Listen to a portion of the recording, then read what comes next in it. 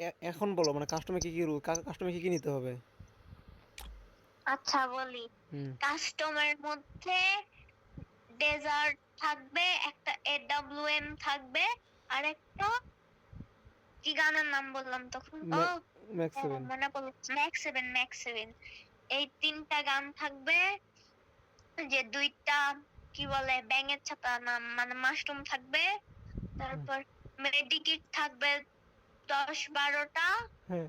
তারপর তারপর ইপি ফুল করা থাকবে।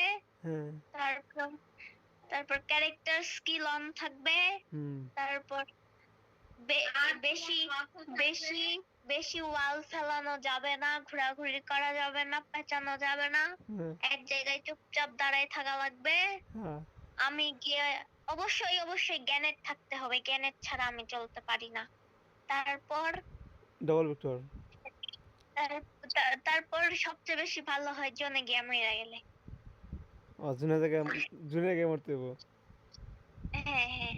না আমি কি এতটাও বড় নাকি দাঁড়ায় থাকবো আমি ডাবল দিয়ে হেডশট মারবো? ও